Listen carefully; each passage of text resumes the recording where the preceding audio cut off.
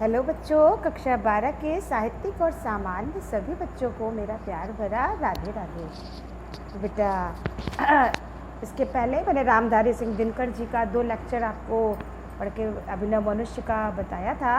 उसके बाद हमने विभक्ति का ही साथ साथ चलाया था। सामान्य हिंदी के बच्चों के लिए भी विभक्ति आ चुकी है, इसीलिए हम धीरे धीरे करके पढ़ा रहे हैं क्योंकि समय काफ़ी है मेरे पास। आप लोग परेशान मत होइए। कोर्स ख़त्म करने की चिंता मेरे ऊपर है, आपके ऊपर नहीं है। आप लोग केवल जितना पढ़ाते जा रहे हैं उतना आप लोग पढ़ते जाइए। अभी भी साहित्यिक और सामान्य बच्चों को सबको मिला कर के हम देख रहे हैं, सारे बच्चों ने अभी तक ज्वाइन नहीं किया है। टेलीग्राम चैनल पर भी कम बच्चे हैं और जो लेक्चर देख रहे हैं वो भी सारे बच्चे नहीं हैं बेटा, जबकि काफ़ी बच्चे 12th A 12th B के मिलाकर होते हैं। लेकिन फिर भी हम देख रहे हैं कि आप सभी लोगों ने ज्वाइन नहीं किया है, चैनल को सब्सक्राइब नहीं किया है। बेटा ये आप लोगों के लिए नुकसानदेह है, मेरे लिए कोई नुकसान की बात नहीं है, क्योंकि हमने पहले भी बता दिया है कि जब हम इतने आराम से धीरे धीरे पढ़ा रहे हैं तो पढ़ाया हुआ लेक्चर अब हम दोबारा क्लास में आपको नहीं पढ़ाएंगे। वो जिम्मेदारी आपकी है, आप चाहे उसको जहाँ से पढ़िए। तो अभी भी जो बच्चे ज्वाइन नहीं किए हैं वो ज्वाइन कर लें, टेलीग्राम चैनल भी ज्वाइन कर लें। वहाँ पर जो है मेरा लेक्चर जो है चलता है, वहाँ पर है सारे लेक्चर का वीडियो है, तो आप लोग वहाँ भी देख सकते हैं। तो चलिए आगे की ओर चलते हैं। रामधारी सिंह दिनकर जी का हम चैप्टर अभिनव मनुष्य पढ़ा रहे थे, जिनका कि जन्म सितंबर 1908 में हुआ था और मृत्यु अप्रैल 1974 में हुई थी। तो चलिए उसी के आगे हम आपको पढ़ाते हैं।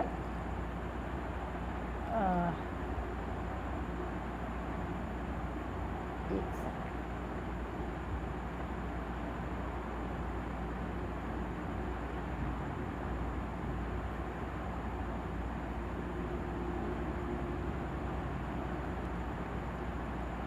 ये यहाँ तक हमने आपको बताया था, पैरा 3 तक हमने आपको बताया था।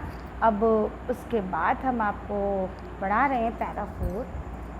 खोल कर अपना हृदय गिर सिंधु भू आकाश, है सुना जिसको चुके निज गुह्यतम इतिहास। गुह्यतम का अर्थ होता है सर्वाधिक गोपनीय, छिपा हुआ। गुह्यतम का अर्थ होता है छिपा हुआ। और तो इन पंक्तियों में मनुष्य की प्रकृति पर विजय और उसकी साहसपूर्ण सफलताओं का वर्णन और उसके बढ़ते हुए प्रगति के बारे में यहाँ पर लेखक कवि हमें बता रहे हैं। तो खोल कर अपना हृदय गिर सिंधु भू आकाश। दिनकर जी कहते हैं कि आज मनुष्य की बुद्धि शोधपरक और साहसपूर्ण कार्यों के फलस्वरूप, सिंधु माने सागर, भू माने पृथ्वी, आकाश माने आकाश।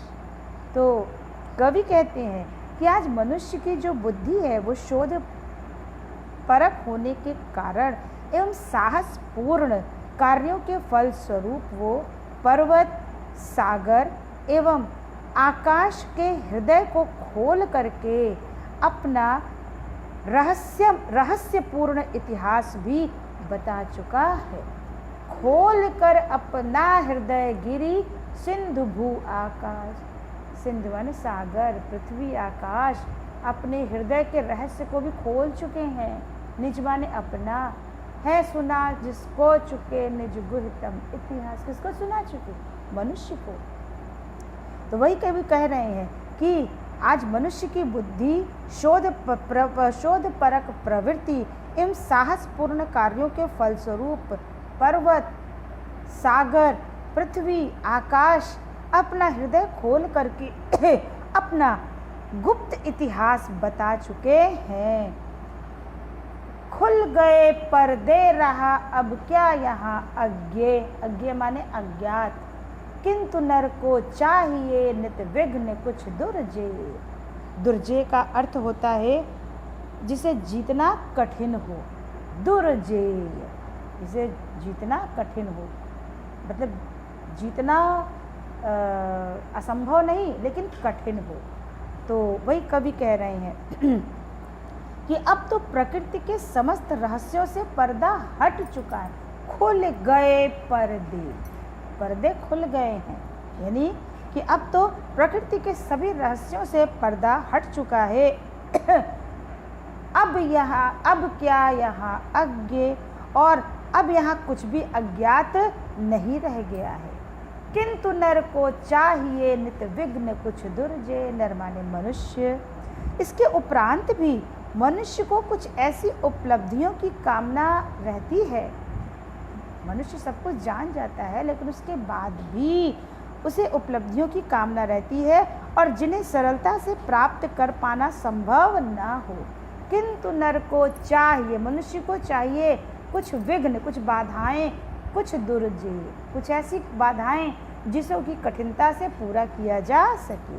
तो वही कवि कह रहे हैं, खुल गए पर्दे। अब तो प्रकृति के सारे रहस्यों पर से पर्दा उठ चुका है, और अब क्या यहाँ अज्ञे, और अब यहाँ कुछ भी अज्ञात नहीं रह गया है।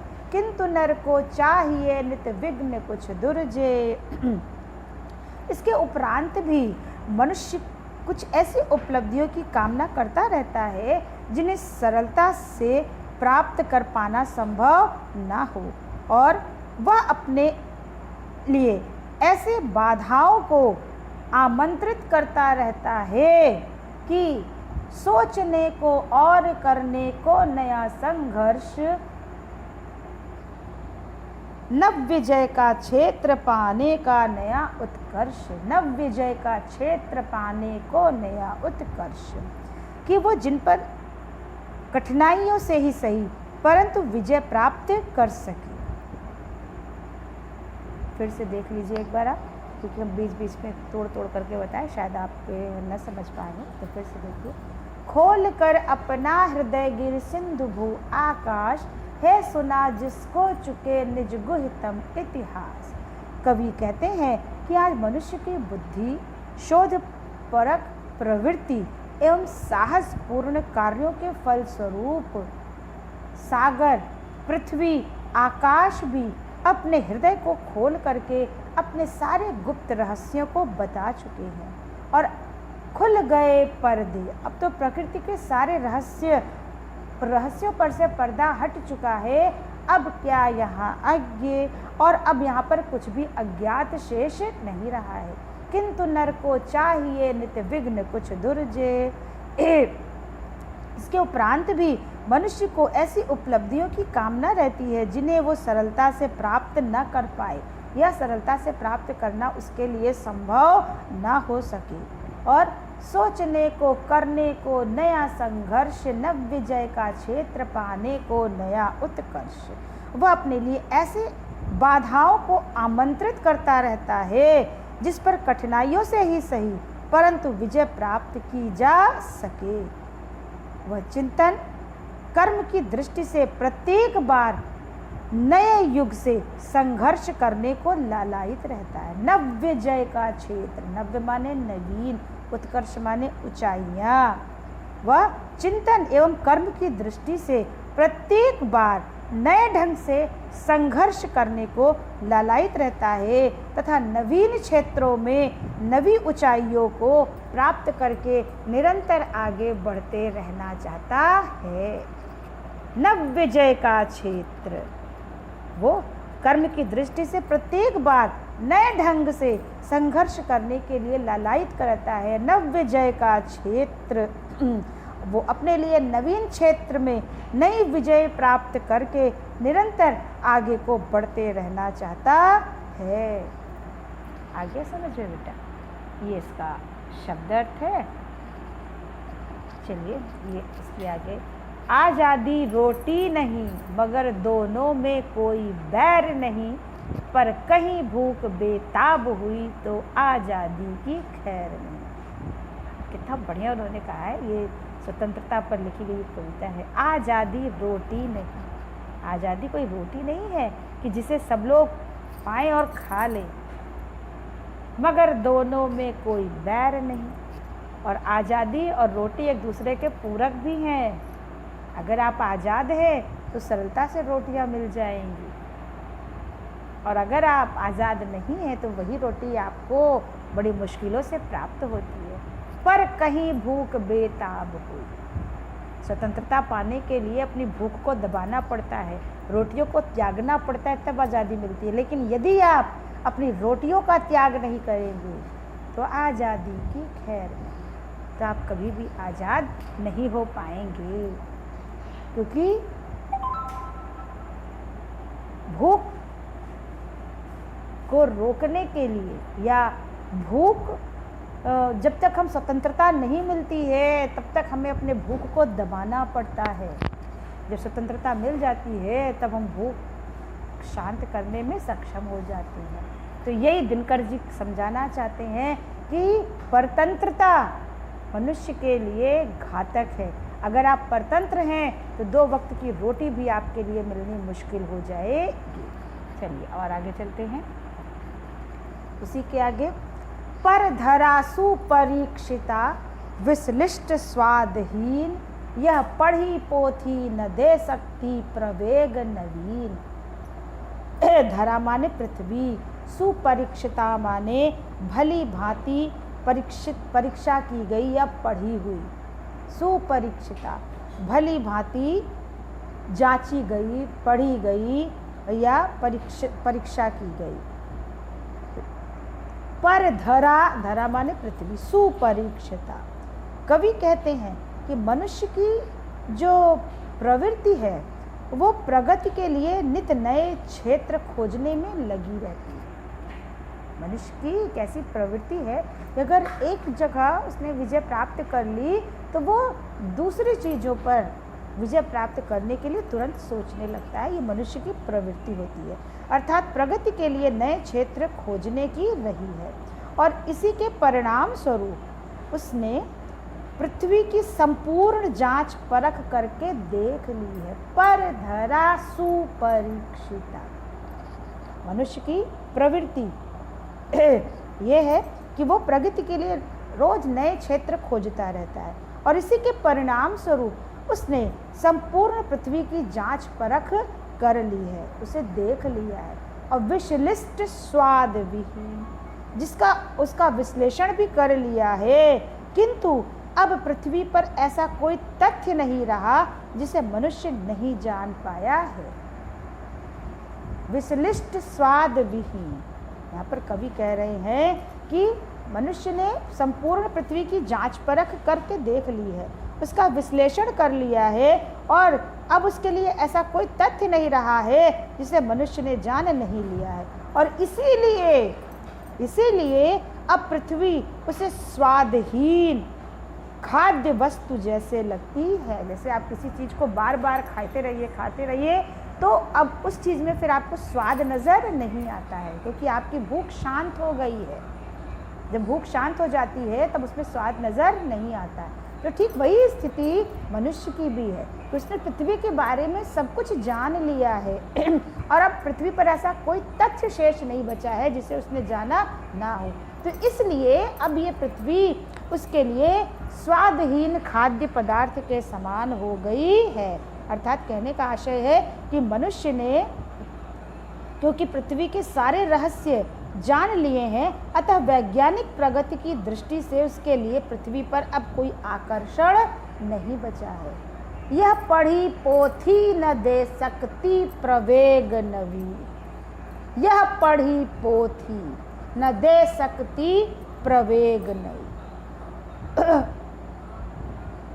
उसने इस पृथ्वी के रहस्यों को या उसकी सभी जानकारियों को जान लिया है। जिस प्रकार से पढ़ी हुई पुस्तक उसके ज्ञान को आसान कर देते हैं, जिस प्रकार आप कोई पुस्तक पढ़िए तो उस पुस्तक के बारे में जब आपको सारी चीज़ पता चल जाती है तो उस पुस्तक को समझना कठिन नहीं होता है। ठीक उसी प्रकार से यह पढ़ी पोथी, ये पृथ्वी उसके लिए एक पढ़ी हुई पुस्तक के समान हो गई है। प्रवेग नवीन और अब उसके लिए इस पृथ्वी के बारे में जानना अब कुछ भी शेष नहीं हो गया, रह गया है। एक लघु हस्ता मलक यह भूमि मंडल गोल, मानवों ने पढ़ लिए सब पृष्ठ जिसके को। लघु माने छोटा, हस्ता मलक माने हाथ पर रखा हुआ आंवला। हस्ता मलक, हस्त धन अमलक, हस्त माने हाथ, अमलक माने आंवला, हाथ पर रखा हुआ आंवला। कवि कहते हैं कि अब मनुष्य के लिए पृथ्वी की जानकारियां ऐसी सुलभ हो गई हैं जैसे हथेली पे रखा गोल मटोल छोटा सा आंवला हो। और मनुष्य ने पृथ्वी रूपी पुस्तक का एक एक पन्ना खोल करके पढ़ लिया है, कंठस्थ कर लिया है। एक बार फिर से इसको देख लीजिए। पर धरा सुपरीक्षिता विश्लिष्ट स्वाद ही। कवि कहते हैं कि मनुष्य की प्रवृत्ति सदैव किसी क्षेत्र में खोजने की रहती है और इसी के परिणाम स्वरूप उसने संपूर्ण पृथ्वी की जांच परख करके देख लिया है, उसका विश्लेषण कर लिया है, किंतु अब उसे पृथ्वी में कोई ऐसा तथ्य नजर नहीं आ रहा है जिसे मनुष्य ने जाना नहीं हो। विश्लिष्ट स्वादहीन, इसलिए अब पृथ्वी उसे स्वादहीन खाद्य वस्तु के जैसे लगने लगी है। अर्थात कहने का तात्पर्य ये है कि मनुष्य ने क्योंकि पृथ्वी के सभी रहस्यों को जान लिया है और अब वैज्ञानिक प्रगति की दृष्टि से उसके लिए पृथ्वी से में कोई आकर्षण शेष नहीं बचा है और उसने इस पृथ्वी के रहस्यों को अच्छी तरह से जान लिया है। यह पढ़ी पोथी न दे सकती प्रवेग नवीन, चूंकि अब ये पृथ्वी उसके लिए पढ़ी हुई पुस्तक के समान हो गई है, इसलिए अब पृथ्वी पर उसे कोई भी कार्य उसे नवीनता प्रदान नहीं कर पा रहा है। एक लघु हस्ता मलक यह भूमि मंडल गोल। कवि कहते हैं कि आज मनुष्य के लिए पृथ्वी की जानकारियां ऐसे सुलभ हो गई हैं जैसे एक हथेली पर रखा हुआ गोल मटोल आंवला छोटा सा। इस तरह से आंवले की फाके काट काट करके उसके बारे में आदमी सब कुछ देख लेता है, जानकारी कर लेता है, उसी तरह से पृथ्वी के सारे पन्नों को खोल करके मनुष्य ने उसके बारे में जान लिया है। और मानवों ने पढ़ लिए सब पृष्ठ जिसके खोल, मनुष्यों ने पृथ्वी रूपी पुस्तक के एक एक पन्ने को खोल करके उसे पढ़ लिया है, उसे कंठस्थ कर लिया है। यहाँ पर उपमा और रूपक अलंकार है, रसवीर है, छंद स्वच्छंद है, गुण ओज है, भाषा साहित्यिक खड़ी बोली है। ये इसका शब्दार्थ है। चलिए इसी के आगे पैरा 6 है। किंतु नर प्रज्ञा सदा गतिशालिनी उद्दाम, किंतु नर प्रज्ञा सदा गतिशालिनी उद्दाम, ले नहीं सकती कहीं रुक एक पल विश्राम। नर प्रज्ञा माने मनुष्य की बुद्धि, नर माने मनुष्य, प्रज्ञा माने बुद्धि, गतिशालिनी माने सदैव चलने वाली, जो गतिशील हो। तो यहाँ पर कवि जो है ये बताना चाहते हैं कि मानव ने अपनी बुद्धि के बल से संपूर्ण सृष्टि का ज्ञान प्राप्त कर लिया है और आज वह ज्ञान प्राप्ति के लिए सतत प्रयत्नशील है। तो उसी को बताते हुए, स्पष्ट करते हुए कवि कहते हैं, किंतु नर प्रज्ञा सदा गतिशालिनी उद्दाम, उद्दाम माने तीव्र। कवि कहते हैं कि मानव की बुद्धि सदैव तीव्र गति से चलती रहती है, सदा गतिशालिनी। मनुष्य की बुद्धि सदैव तीव्र गति से चलती रहती है, वह ले नहीं सकती कहीं रुक एक पल विश्राम, वह एक क्षण के लिए भी रुक नहीं सकती है और एक पल के लिए भी विश्राम नहीं लेती है। यह परीक्षित भूमि यह पोथी पठित प्राचीन, यह परीक्षित भूमि, मानव के सामने अब समस्या यह है कि वह अपने कदम किस ओर बढ़ाए तथा किस नवीन दिशा की ओर उन्मुख करे, क्योंकि यह परीक्षित भूमि, क्योंकि मानव ने धरती की पुस्तक को भली भांति पढ़ लिया है। यह पोथी पठित प्राचीन और अब यह उसके लिए एक पुरानी पुस्तक की, पढ़ी हुई पुरानी पुस्तक की भांति हो गई है। फिर से देखिए, किंतु नर प्रज्ञा सदा गतिशालिनी उद्दाम। कवि कहते हैं कि मनुष्य की बुद्धि सदैव तीव्र गति से चलती रहती है, ले नहीं सकती कहीं रुक एक पल विश्राम। वह एक क्षण के लिए भी रुक नहीं सकती है और एक क्षण के लिए भी विश्राम नहीं लेती है। यह परीक्षित भूमि, यह पोथी पठित प्राचीन। अब समस्या मानव के सामने यह हो गई है कि वह अपने कदम किस ओर बढ़ाए तथा किस नवीन दिशा की ओर उन्मुख करे, क्योंकि मानव ने तो धरती की पुस्तक को भली भांति पढ़ लिया है और अब उसके लिए यह पुरानी पड़ गई है। सोचने को दे उसे अब बात कौन नवीन। अब उसके चिंतन के लिए कोई भी नई बात शेष नहीं रह गई है। अब उसके चिंतन के लिए कोई भी बात नवीन शेष नहीं रह गई है।